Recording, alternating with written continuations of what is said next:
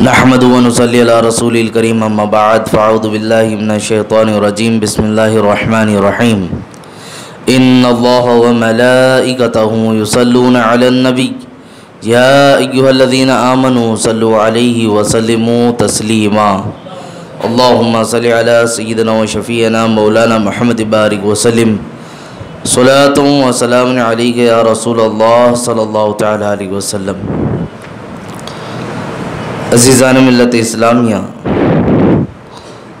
زبان کی آفتیں کیا کیا ہیں، ان سے کس طرح محفوظ رہنا ہے، اس پہ ہی درس آپ نے سماعت کیا اور کافی طوالت کے ساتھ زبان کے متعلق احادیث کریمہ اور اس کے متعلق مسئلے موجود ہیں۔ ہم تو 2-3 دنوں میں آپ کے سامنے اس بات کا قصد کیے کہ آپ کے سامنے ان کے متعلق باتوں کو پوری کی جائے۔ حضرت امام غزالی علیہ الرحمہ نے تو اپنی کتاب احیاء العلوم میں اس کے کئی باب باندھ رکھے ہیں، یعنی اگر آپ ان کتابوں کا مطالعہ کریں گے تو ہفتے گزر جائیں گے آپ کو پڑھتے وقت، اتنا زیادہ زبان کے متعلق وہاں پر چیزیں درج ہیں۔ تو زبان، جیسا کہ میں نے کہا، اس کی حفاظت ہر مسلمان کے لیے ضروری ہے، چاہے وہ کھانے کے بھی اعتبار سے کیوں نہ ہو اور بولنے کے اعتبار سے ہی کیوں نہ ہو، اور کئی ساری چیزیں آپ نے اس کے متعلق سماعت کی ہیں۔ آگے کی احادیثیں بھی سماعت کر لیں۔ امام احمد اور ترمذی، ابو داؤد، تینوں نے یہ حدیثیں لکھی ہیں۔ راویہ حضرت عائشہ صدیقہ رضی اللہ عنہا ہیں۔ یہ کہتی ہیں کہ میں نے نبی کریم صلی اللہ علیہ وسلم سے کہا، صفیہ رضی اللہ تعالی عنہا کے لیے یہ کافی ہے کہ وہ ایسی ہیں یعنی پست قد ہیں۔ حضور صلی اللہ علیہ وسلم نے فرمایا کہ تم نے ایسا کلمہ کہا اگر سمندر میں ملایا جائے تو اس پر غالب آ جائے، یعنی کسی پستہ قد کو ناٹا ٹھکنا کہنا بھی غیبت میں داخل ہے جبکہ بلا ضرورت ہو۔ یہاں جملوں کو سمجھیں، ہم کہتے ہیں نا فلاں تو ایسا ہے، فلاں تو ایسا ہے، تو اس طرح کر کے جو الفاظ ہم استعمال کرتے ہیں فلاں فلاں کے بارے میں، تو عزیزان ملت اسلامیہ کسی کے بارے میں بھی کہہ دینا، چاہے اس کی حیت کو لے کر، چہروں کو لے کر، کسی بھی اعتبار سے اگر ہم کلام کرتے ہیں تو یہ اس کی غیبت ہے۔ کسی کی ناک چپٹی ہے تو کوئی کیسا ہے، ساری باتیں ہم کرتے نظر آتے ہیں، تو یہ ساری چیزیں کیا ہیں، انسان کی غیبت میں شمار ہوتی ہیں۔ حضرت بلال حبشی رضی اللہ عنہ، ان کا نام جب بھی ذکر ہوتا ہے تو لوگ جانتے ہیں یہ حبشہ کے تھے، اور حبشہ کے لوگ سیاہ رنگ کے ہوتے تھے، کالے ہوتے تھے۔ تو حضرت بلال حبشی رضی اللہ عنہ کے ایک صحابی کے درمیان ایسے معاملات ہوئے کہ ان کو ایک صحابی نے کہہ دیا، اے کالی ماں کے بیٹے۔ لفظ کیا تھے توجہ فرمائیں، آج کا نوجوان بھی یہ حدیث اچھی طرح سماعت کر لے۔ انہوں نے صرف اتنا کہا تھا، اے کالی ماں کے بیٹے۔ حضرت بلال حبشی رضی اللہ عنہ کو رنج ہوا، غم اور ٹھیس پہنچا۔ بارگاہ رسول صلی اللہ علیہ وسلم میں یہ بات پہنچی کہ فلاں صحابی نے بلال کو ایسا کہا۔ اس صحابی رسول کو بلایا گیا اور بلانے کے بعد کہا گیا، کیا تم نے بلال کو اس طرح کہا ہے؟ رسول پاک صلی اللہ علیہ وسلم نے جب اس پر ناراضگی کا اظہار کیا تو یہ صحابی مچل اٹھے، اور ان کا معاملہ ایسا کہ ان کے دلوں میں اطمینان و سکون نہ رہا، اور یہ باضابطہ طور پر نکل پڑے مدینہ مسجد سے اور مدینہ منورہ کی گلیوں میں جا کر ادھر ادھر دیوانہ وار حضرت بلال حبشی کو ڈھونڈنے لگے۔ تو دیکھتے ہیں حضرت بلال حبشی ایک مقام پر آرام فرما رہے تھے، وہاں پہنچنے کے بعد ان کے قدموں میں جا کر لیٹ گئے اور لیٹ کر کہا، اے بلال، اب جب تک تم اپنا کالا پیر میرے چہرے پہ نہیں رکھو گے میرے دل کو سکون نہیں آئے گا۔ جب تک اپنا کالا پیر میرے چہرے پہ نہیں رکھو گے میرے دل کو سکون نہیں آئے گا۔ حضرت بلال حبشی نے انہیں اٹھایا اور سینے سے لگایا۔ عزیزان ملت اسلامیہ، بات بہت بڑی نہیں ہے، ہمارے درمیان دیکھا جائے کالا، پیلا، نیلا، نٹکا، موٹا، بہت سارے ایک دوسرے لوگوں کو بولتے ہیں، لیکن حاصل کلام یہ ہے کہیں ایسا تو نہیں ہمارے بولنے کی وجہ سے دل شکنی ہو رہی ہو، کسی کا دل ٹوٹ رہا ہو۔ یہ دل کا ٹوٹ جانا، یہ ساری چیزیں بہت زیادہ اہمیت کی حامل ہے، تو اس وجہ سے اپنی زبان کو ہم نے سنبھالے رکھنا ہے۔ آگے کی بھی حدیثیں سماعت کر لیں۔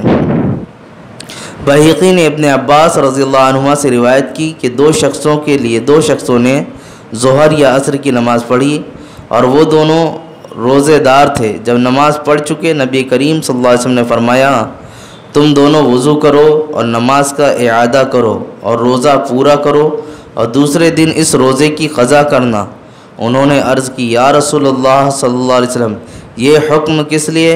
ارشاد فرمایا تم نے فلاں شخص کی غیبت کی ہے، تم نے فلاں شخص کی غیبت کی، نماز بھی پڑھا، روزہ بھی رکھا ہے، اچھی طرح وضو بھی تھا، لیکن یہ نماز کا پڑھنا، روزوں کا رکھنا، یہ روزہ تو ڈھال ہے نا۔ الصوم جنتن کہا گیا، روزہ ڈھال ہے۔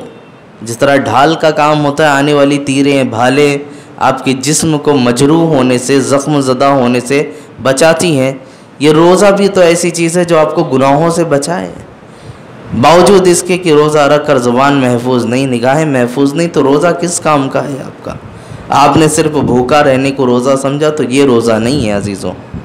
روزہ تو یہ ہے کہ آپ ہر لا یعنی چیزوں سے اپنے آپ کو محفوظ رکھتے۔ ہوتا یہی ہے کہ ہم عام طور پر اپنے آپ کو بہت نیک گمان کرنے بھی لگتے ہیں۔ چند نمازیں ہم نے پڑھی اور نوافل کی کثرت اگر ہم سے ہو گئی تو ہمارا نفس اتنا موٹا ہے کہ ہمیں دوسروں کے درمیان اپنی عبادتوں پر غرور لانا شروع کر دیتا ہے۔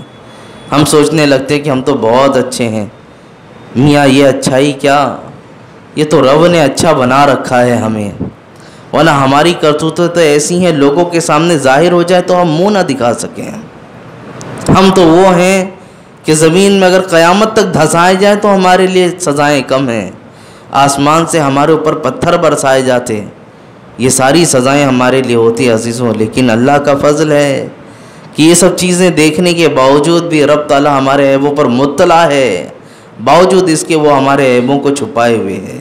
لیکن انسان کی فطرت ایسی ہے، کسی کی ہلکی سی ادنی سی چھوٹا سا کچھ بھی عیب پا جانا تو لوگوں کے درمیان گفتگو کا ایک موضوع مل جاتا ہے لوگوں کو، اور اسی پر لگ جاتے ہیں۔ خدا را اپنی زبانوں کو سنبھالیں، نہیں تو یہ عبادتوں کا سرور، یہ روزوں کا مزہ، یہ کچھ نہیں حاصل ہونے والا۔ عبادت کا جو نور ہے وہ ہمارے چہروں سے، ہمارے دلوں سے نکل جائے گا۔ ہمارے پاس جو نہض ہوگا وہ کیا ہوگا؟ صرف اور صرف یہ ہوگا ہم اٹھے بیٹھے اور بھوکے رہے اور یوں ہی اپنے دن کو گزارا کیے، کچھ بھی حاصل نہیں ہونے والا۔ اسی لیے تو ایک بات یہ بھی کہی گئی کہ روزہ ہم نے رکھا، ہم نے تاریخ دیکھی، کیلنڈر دیکھے، ایک دن 2 دن دیکھتے دیکھتے آج 19واں روزہ ہمارے درمیان آ چکا ہے۔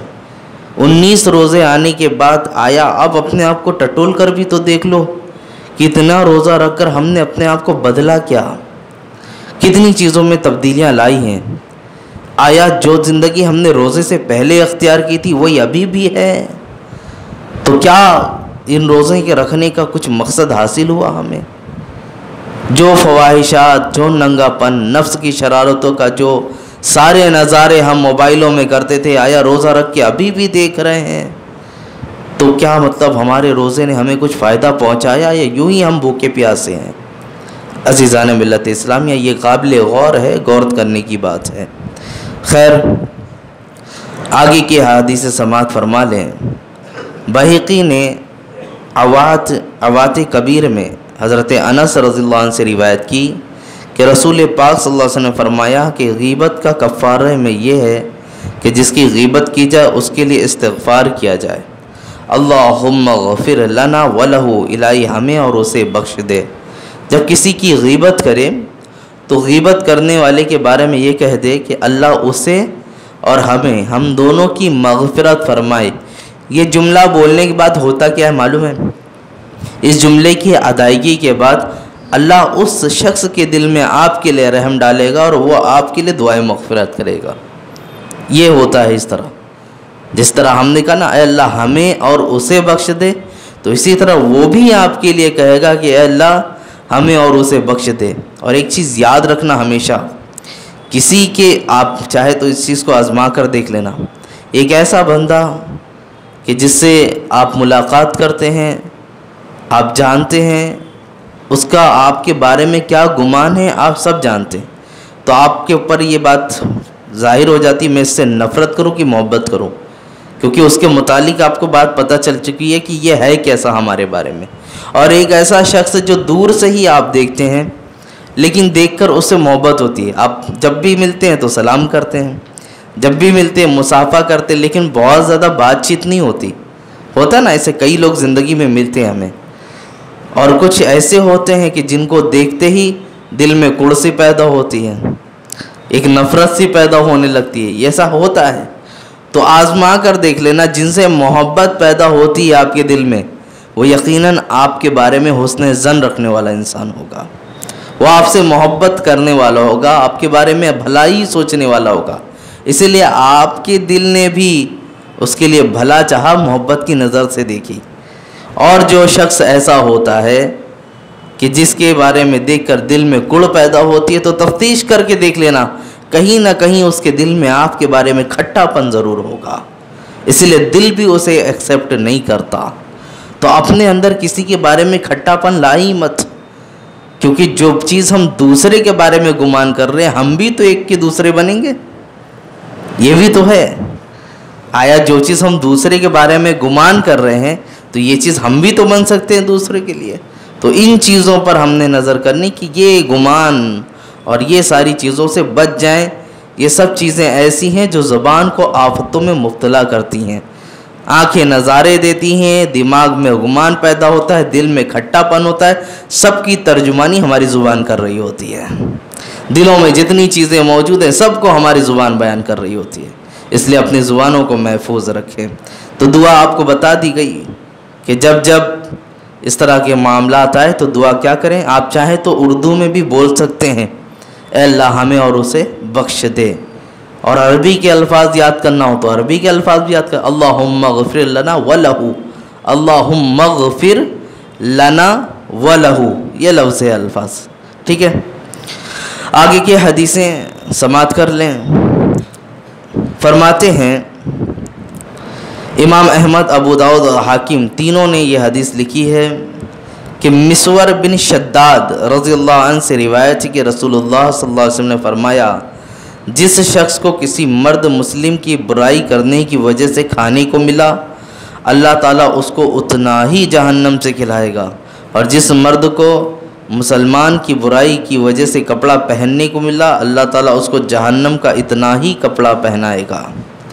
عزیزو, یہ بہت بڑی بات ہے. کبھی کبھی کچھ چاپلوس قسم کے ایسے لوگ ہوتے ہیں جو آپ کے درمیان ایسا کرتے ہیں کہ ان کی برائی کریں گے تو یہ ہمارے ساتھ اچھا ویوہار رکھیں گے, ہماری تجارتوں میں ہم سے اچھا سلوک کریں گے. تو اسی کی پاداش میں سب چیزیں سمجھ لیں. جو چیزیں مسلمان بھائی کی برائی سے آپ کو حاصل ہونے والی ہے, وہ آپ کو دنیا میں تو نفع بخش ہو سکتی ہے ظاہری طور پر, وقتی طور پر, لیکن اس کا خسارہ پھر دنیا میں بھی ہے اور آخرت میں بھی ہے. اتنا یاد رکھنا. یہ ہمیشہ یہ کہنے کی بات نہیں اور بتانے کی بات نہیں. آپ دیکھ لیجئے گا, دوسروں کا برا چاہنے والا اس کا خود کا برا نہیں ہو سکتا, اس کا بھلا نہیں ہو سکتا, برا ہی ہوگا. آگے سماعت کر لیں. فرماتے ہیں امام احمد, ابو داؤد نے حضرت انس رضی اللہ عنہ سے روایت کی کہ رسول اللہ صلی اللہ علیہ وسلم نے فرمایا, جب مجھے معراج ہوئی, ایک قوم پر گزر ہوا جن کے ناخن تانبے کے تھے, وہ اپنے منہ اور سینے کو نوچتے تھے. میں نے کہا, جبریل یہ کون لوگ ہیں؟ جبریل نے کہا, یہ وہ لوگ ہیں جو لوگوں کا گوشت کھاتے تھے اور ان کی آبرو ریزی کرتے تھے. لوگوں کا گوشت کھانے کا مطلب یہ نہیں کہ وہ گوشت کاٹنا اور کھاتے رہنا. یہاں مراد یہ ہے کہ غیبت کرنا, آبرو ریزی کرنا, عزت کو اچھالنا کسی کے بارے میں. آج سب سے بڑھیا پلیٹ فارم لوگوں کو میں بار بار کہتا ہوں, سوشل میڈیا ملا ہوا ہے. کوئی انسان اگر زمین پر ننگا پڑا ہوا ہے تو کپڑا دینے کے لیے کوئی اس کے پاس نہیں جاتا, اس کی ویڈیو بنا کر زمانے کے سامنے اور ننگا کرنے کی کوشش کی جاتی ہے. کسی کے عیب اگر آج ہمارے سامنے کھل جاتے ہیں تو ہماری شب و روز کی یہی کوشش ہوتی ہے کتنی دیر تک ہم کہاں کہاں یہ خبریں پہنچا دیں, کتنے لائک ملے مجھے, کتنے کمنٹ ملے, کتنی واہ واہی ملی, انہی میں ملوث ہیں ہم. عزیزان ملت اسلامیہ, جو عیب میں آج وہ مبتلا ہے, خدا نخواستہ کل ہم بھی اسی عیب میں مبتلا ہو جائے اور ہماری اس طرح رسوائی ہو تو کیسا محسوس ہوگا. اور ہم ذرا سے عیب پر مطلع ہونے کے بعد لوگوں کے سامنے اتنا واویلا مچاتے ہیں, اور رب تعالیٰ تو اندھیروں میں ہم نے کیا کیا کیا وہ بھی جانتا ہے, باوجود اس کے وہ لوگوں پر ظاہر نہیں فرما رہا, لوگوں کے سامنے ہمارے عیبوں کو کھلنے نہیں دیتا ہے. ذرا مجھے بتائیں اگر ہماری کرتوتیں لوگوں کے سامنے وہ ظاہر فرمانے لگے تو حال تو ایسا ہے وہ ہمیں ایک لقمہ بھی نہ کھلائے تو بھی کوئی حرج نہیں، لیکن باوجود وہ رب ہمارا اتنا رحمان ہے، سب کچھ ہونے کے باوجود، اتنی غلطیوں کے باوجود بھی صبح کا ناشتہ اپنے وقت پہ ملتا ہے، جسم پر اچھے لباس اپنے وقت پر پہن رہے ہم، رات کا کھانا بغیر کھائے ہم سوتے نہیں ہیں۔ عزیزان ملت اسلامیہ، یہ رب رحمان ہے، اتنا رحم کسی کے اندر ہو ہی نہیں سکتا، تو وہ رب ہو کر ہماری اتنی پردہ پوشی کرے، ہم بندے ہو کر لوگوں کے عیبوں کو کھولتے بیٹھے، یہ کہاں کا انصاف ہے؟ تو عیبوں کو چھپائیں، یہ بہت بڑی چیز ہے۔ آگے کی حدیث سماعت فرما لیں۔ آگے ارشاد ہوتا ہے، ابو داؤد نے معاذ بن انس جہنی رضی اللہ عنہ سے روایت کی کہ رسول اللہ صلی اللہ علیہ وسلم نے فرمایا، جو شخص مسلمان پر کوئی بات کہے اس سے مقصد عیب لگانا ہو، اللہ تعالیٰ اس کو پل صراط پر روکے گا جب تک کہ اس چیز سے نہ نکلے جو اس نے کہی ہے۔ عزیزان ملت اسلامیہ، بات غور کی ہے یہاں پر، ابھی جو چیزیں ہم نے یہاں کہی معافی تلافی کیا قیامت میں ہوگی؟ اس کی قیامت کا مسئلہ تو ایسا ہے، بدلے کا دن ہے نا، یوم الدین، وہ تو بدلے کا دن ہے، وہاں تو بدلہ دیا جانا ہے۔ اب جو معافی تلافی کرنی وہ سب تو یہاں پر ہی ہے۔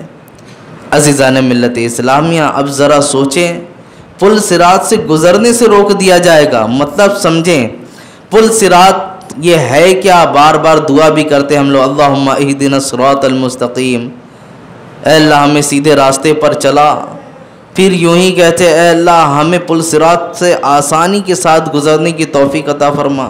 یہ ساری چیزیں جو دعائیں ہم کرتے ہیں، صراط کا معنی وہ ہوتا ہے پل ہوتا ہے، اور پل صراط جو آخرت کے بارے میں کہا گیا یہ بال سے زیادہ باریک، تو یہ پل ہے کس کے اوپر؟ برج جانتے ہیں آپ؟ یہ جہنم کے اوپر بنا ہوا برج ہے، جہنم نیچے ہے، اس کے اوپر بنایا گیا یہ برج ہے، جس کے بارے میں کہا گیا یہ بال سے زیادہ باریک اور تلوار سے زیادہ تیز ہے، جب تک اس پہ سے گزریں گے نہیں جنت میں داخل نہیں ہوں گے۔ اب مجھے بتائیں، کسی کو اگر اسی پر ہی روک دیا جائے تو کیا وہ جنت میں جا پائے گا؟ وہ جنت میں داخل ہو پائے گا؟ سوال ہی نہیں اٹھتا ہے۔ تو ساری عبادتیں، ساری چیزیں ہم کر رہے ہیں عزیزوں، اسی لیے میں نے بار بار کہا اخلاق کا فریضہ 24 گھنٹہ فرض ہے، یہ ساری چیزیں ہمارے اخلاقیات میں آتی ہیں، اس لیے اپنے آپ کا یہ خیال رکھیں۔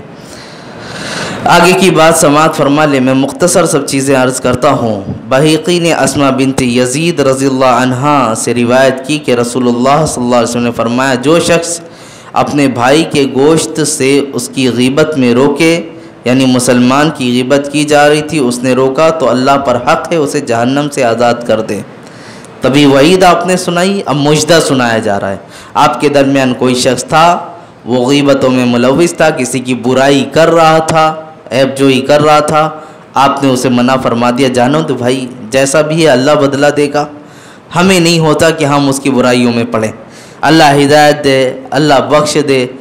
بہت سارے دعائیہ کلمات ہیں جو آپ ان کو بول کر کے ان چیزوں سے چھٹکارا حاصل کر سکتے ہیں، لیکن معاون بن جانا کسی چیز پر، سامنے والے نے دوسرے کی غیبت کی اور آپ بھی اس میں چٹنی مسالہ لگا کر شروع پڑ جائے، تو یہ عورتوں کی فطرت بہت زیادہ مانی جاتی ہے۔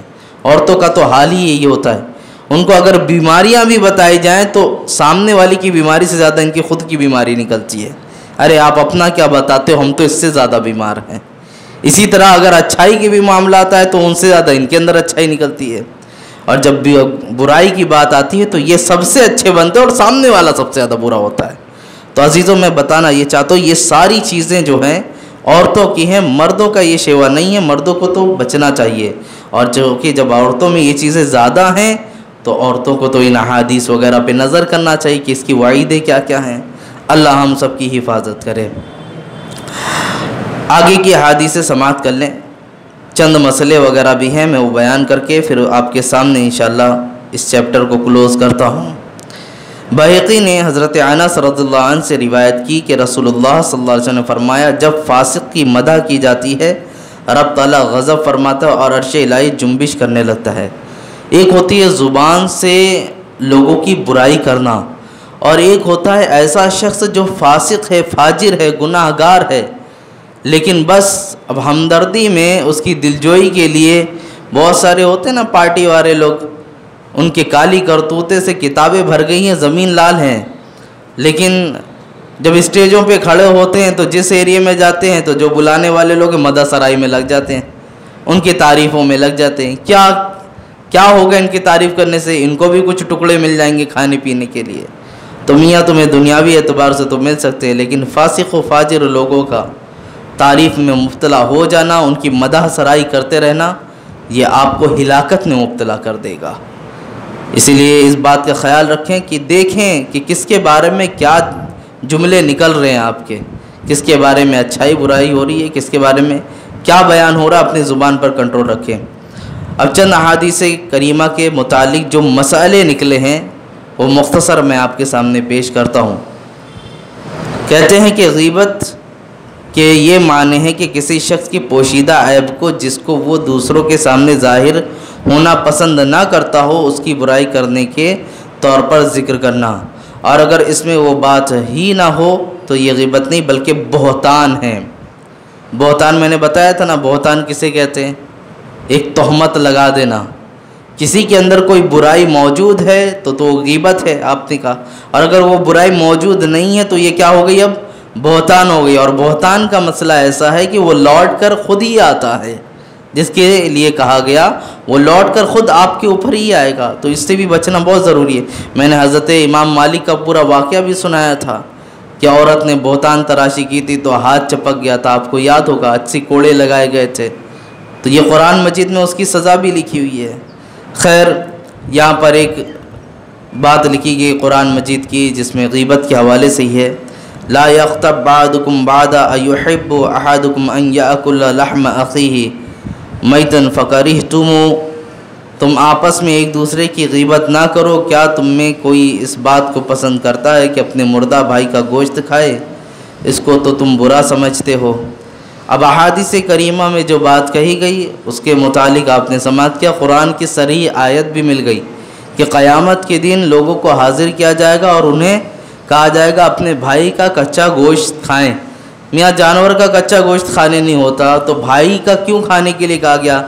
کیونکہ بھائی بھائی میں ایک محبت ہوتی ہے، بھائی کو بڑے بھائی کے سامنے چھوٹے بھائی کو تکلیف ہو جائے وہ بھی مچل پڑتا ہے، چھوٹے بھائی کے سامنے بڑا بھائی بیمار ہو جائے تو وہ بھی رونے لگتا ہے، تو دل میں ایک طرح کی محبت و الفت ہے۔ اب اسی بھائی کا گوشت دوسرے بھائی کو کھانے کے لیے کہا جائے تو ہم پسند کریں گے؟ ہرگز نہیں پسند کریں گے۔ جب اس چیز کو ہم ناپسند کرتے تو قرآن کہتا ہے کہ اپنے بھائی کی غیبت کو کیسے پسند کرتے ہو؟ یہ بھی تو اسی طرح کا ہی ایک معاملہ ہے، تو یہ غور کرنے کی بات ہے۔ آگے فرماتے ہیں، ایک شخص نماز پڑھتا ہے اور روزے رکھتا ہے مگر اپنی زبان اور ہاتھ سے دوسرے مسلمانوں کو ضرر پہنچاتا ہے، اس کو اس ایذا رسانی کو لوگوں کے سامنے بیان کرتا ہے، یہ غیبت نہیں ہے۔ عزیزان ملت اسلامیہ، آگے اس کی بات بتا رہے ہیں کیونکہ اس کا ذکر کا مقصد یہ ہے کہ لوگ اس کی اس حرکت سے واقف ہو جائیں اور اس سے بچتے رہیں، ایسا نہ ہو کہ اس کی نماز اور روزے سے دھوکہ کھا جائیں اور مصیبت میں مبتلا ہو جائیں۔ یہ ہوتا ہے، بہت سارے لوگ نماز بھی پڑھتے ہیں، روزے بھی رکھتے ہیں۔ کرناٹک کی سرزمین پر ایک شخص ایسا ہی تھا کہ جس نے ہمارے درمیان ایک عالم دین ہے، ان سے ایک زمین کا معاملہ کیا۔ اس نے 5 وقت کا نمازی بھی، فجر کی نماز پڑھے بغیر سوتا نہیں، نمازوں میں ضرور مبتلا رہتا ہے، وہ ملتا ہی ہے، مشغول رہتا ہی تھا عبادت میں۔ تو وہ تقریباً 5 لاکھ کی زمین ایک جگہ کی لایا اور لانے کے بعد اس عالم دین کو بیچنا شروع کیا۔ عالم دین بھی سوچا متقی پرہیزگار ہے، عبادت گزار ہے، نماز بہت اچھے سے پڑھتا ہے، زمین کا سودا ہو گیا، دھیرے دھیرے کر کے 1 لاکھ 1.5 لاکھ 2 لاکھ کرتے کرتے 5 لاکھ پورے پیسے لے گئے، کاغذات بھی ہاتھ میں لا کر دیا، ساری چیزیں ہوئیں۔ بعد میں پتہ چلا اس نے فراڈ کیا، اور جس چیز کو بیس بنا کر اسے یہ خرید و فروخت کی گئی تھی، چیزوں کو خریدا گیا تو کیا تھا کہ یہ تو نمازی ہے نا، عبادت گزار ہے نا۔ بعد میں پتہ چلا یہ رات بھر بار میں گزارتا ہے۔ رات کے درمیان ایسے لوگ بھی موجود ہو سکتے ہیں جس کی راتیں بار میں گزری، عیاشیوں میں گزری، لیکن صبح کے فجر میں کھڑا رہتا ہے۔ تو ایسے لوگوں کے بارے میں آپ بچیں، اب کوئی شخص ایسے کے بارے میں کہ جو نماز تو رکھ رہا ہے، روزہ تو رکھ رہا ہے، لیکن اس کی زبان اور ہاتھ سے دوسرا مسلمان سلامت نہیں ہے، تو اب ایسے شخص کے بارے میں اگر آپ کسی کو آگاہ کرتے ہیں، کسی کو بتاتے کہ فلاں شخص ایسا ایسا ہے، اس سے تھوڑا احتیاط کرنا، تو اب یہ عیب کا اس کے سامنے بتا دینا اس نیت سے تاکہ اس کی شرارت سے ہمارا دوسرا مسلمان بھائی محفوظ رہے، یہ غیبت نہیں ہے۔ آئی بات سمجھ میں؟ اس کو ہم غیبت میں شمار نہیں کریں گے، جبکہ نیت بھی ہماری کیا ہو کہ ہمارا مسلمان بھائی اس سے محفوظ رہے، ٹھیک ہے۔ یوں ہی آگے کا ایک مسئلہ سماعت فرما لیں۔ کہتے ہیں ایسا شخص کا حال کہ جس کا ذکر اوپر گزرا، اگر بادشاہ یا قاضی سے کہا تاکہ اسے سزا ملے اور اپنی حرکت سے باز آ جائے، یہ چغلی اور غیبت میں داخل نہیں۔ یہ حکم فاسق و فاجر کا ہے جس کے شر سے بچانے کے لیے لوگوں پر اس کی برائی کھول دینا جائز ہے اور غیبت نہیں۔ اب سمجھنا چاہیے کہ بد عقیدہ لوگوں کا ضرر فاسق کے ضرر سے بہت زیادہ ہے۔ فاسق جو ضرر پہنچائے گا وہ اس سے بہت کم ہے جو بد عقیدہ لوگوں سے پہنچتا ہے۔ اب یہاں فاسق ایک ہو گیا کھلم کھلا گناہ کرنے والا، ایک ہو گیا بد عقیدگی، جیسے غیبت کی بات کر رہے ہیں نا۔ ابھی اہل سنت و جماعت کے لوگ آپ کے سامنے کھڑے ہو جائے اور بتائیں فلاں مکتب فکر کے لوگ ایسے ہیں جو ایسی ایسی حرکتیں کرتے ہیں، ایسے ان کے معاملات ہیں، ان کے عقائد ایسے خراب ہیں، تو اب یہاں پہ نہیں کہہ رہے آپ ان کی غیبت کر رہے ہیں، نہیں، بلکہ یہاں پر بھی علماء کرام کا جو مطمع نظر ہوتا ہے وہ یہی ہوتا ہے تاکہ آپ کو ان کے برے عقیدے سے بچا سکیں۔ جو بدعقیدگی ان کے درمیان آ گئی ہے اسلام کو لے کر، بانی اسلام کو لے کر، کوئی ان کے علم غیب کا انکار کر رہا ہو، کوئی حاضر و ناظر ہونے کا، کوئی ان کے زندہ ہونے کا، جن جن اعتبار سے وہ اعتراض ہوتے ہیں ان سب چیزوں کے بارے میں مطلع کر دینا یہ ان کی غیبت نہیں کہلاتا۔ آئی بات سمجھ میں؟ تو ان چیزوں کو غیبت میں شمار نہ کریں۔ یوں ہی کہہ رہے ہیں یہ معلوم ہے کہ جس میں برائی پائی جاتی ہے اگر اس کے والد کو خبر ہو جائے گی تو اس کی حرکت سے روک دے گا، تو اس کے باپ کو خبر کر دے، زبانی کہہ سکتا ہے تو زبانی کہے یا تحریر کے ذریعے مطلع کر دے، اور اگر معلوم ہے کہ اپنے باپ کا کہا بھی نہیں مانے گا اور باز نہیں آئے گا تو نہ کہے کہ بلا وجہ عداوت پیدا ہوگی۔ اسی طرح بیوی کی شکایت اس کے شوہر سے کی جا سکتی ہے اور رعایا کی شکایت اس کے بادشاہ سے کی جا سکتی ہے۔ یعنی سیدھی بات ہے کہ جو جس کا نگہبان ہے، جس کے انڈر میں جو لوگ ہیں، اندر میں رہنے والے جو لوگ ہیں، اگر وہ کسی بے راہ روی کا اختیار ہوتے ہیں، کسی ایسے کام کا ارتکاب کرتے ہیں کہ جس کی ہوئی بنا پر ان کو ہلاکت میں مبتلا ہم دیکھ سکتے ہیں، لیکن اگر ہم نے ان کے بڑوں سے شکایت کر دی تو وہ بچ جائیں گے، تو ایسے لوگوں کے بارے میں ہے کہ ان کے بڑوں کو ہم نے مطلع کر دینا چاہیے۔ آئی بات سمجھ میں؟ ایسے لوگوں کو مطلع کر دینا چاہیے۔ پھر آگے کی بات یہاں پر جو بتائی گئی کہ والد کو بتانے کی نیت، اب وہاں پر دیکھ لیں، اگر باپ کو بتانا ہے اور یہ بات پتہ ہے اس کے والد کو پتہ چلنے کے بعد باپ اسے ڈانٹے گا، ابا ڈانٹیں گے یا سمجھائیں گے تو یہ باز آ جائے گا، ان کی لا علمی میں ایسی حرکتیں کر رہا ہے تو بتا دیں، اور اگر معلوم ہے کہ باپ کی بھی سننے والا نہیں ہے تو بیجا باپ بیٹے کے درمیان اور دشمنی بھڑکے گی۔ اور ہوتا یہی ہے کہ جس شخص نے شکایت کی ہوتی ہے تو اس کے اوپر تو بچہ ہمارا ایسا ناراض ہوتا ہے کہ اس کو بڑی فکر ہے، اپنے بچے کو دیکھتا نہیں، ہمارے پیچھے پڑا رہتا ہے، اپنے بیٹوں کو سنبھالنے ہوتا نہیں، ہمارے پیچھے پڑے رہتا ہے، ایسی بات کرتا ہے۔ تو یہ معاملات آتے ہیں، پھر وہ باپ سے بھی بدزبانی کرتا ہے اور اس شخص سے اور زیادہ، وہ تو اس کا کٹر دشمن بن چکا ہوتا ہے۔ تو اگر ایسے حالات پیش آتے ہیں تو اپنے آپ کو بچا کے رکھیں۔ یہاں پر دیکھنا ہم نے سامنے والا کس طرح ہے، ٹھیک ہے۔ یوں ہی آگے کہہ رہے ہیں کہ جو شخص اعلانیہ برا کام کرتا ہے اور اس کی کوئی پرواہ نہیں کہ لوگ اسے کیا کہیں گے، اس بری حرکت کا بیان کرنا غیبت نہیں ہے۔ یعنی ایک شخص ایسا بھی ہے کہ شراب نوشی کرتا ہے، لوگ اسے بولتے ہیں شرابی ہے، چوری کر رہا ہے کھلم کھلا، لوگ جانتے کہ یہ تو چور انسان ہے، تب کسی کو چور اس طرح کہہ دینا، شرابی اس طرح کہہ دینا، یہ اس کی غیبت نہیں ہوگی، کیونکہ وہ اس کام میں آر ہی محسوس نہیں کرتا ہے نا۔ بندہ تو وہ ہے، انسان تو وہ ہے کہ گناہ کرنے کے بعد، اس کا مرتکب ہونے کے بعد ندامت اس کے اندر آ جائے۔ انسان ہے، غلطی کر جائے گا، لیکن غلطی کرنے کے بعد اس پر جری ہو جانا، اس پر یہ اپنے سینہ سپر ہو جانا، تو یہ تو بہت زیادہ نیرا ستم ہے اپنے آپ پر۔ کھل کر گناہ بھی کرتا ہے اور اس پر اپنے سینے کو بھی ابھار کر دکھاتا ہے کہ کیا بگاڑے گا کوئی، میں اپنے پیسوں سے استعمال کرتا ہوں، میں اپنی طاقت سے استعمال کرتا ہوں، تو یہ محض اس کی ہلاکت کا سبب بنے گا۔ آگے کی باتیں سماعت کر لیں۔ آخری بات ہے، میں آپ کے سامنے پیش کر دوں۔ کہتے ہیں حدیث کے راویوں اور مقدمے کے گواہوں اور مصنفین پر خرچ کرنا اور ان کے عیوب بیان کرنا جائز ہے۔ اگر راویوں کی خرابیاں بیان نہ کی جائیں تو حدیث صحیح اور غیر صحیح میں امتیاز نہ ہو پائے گا۔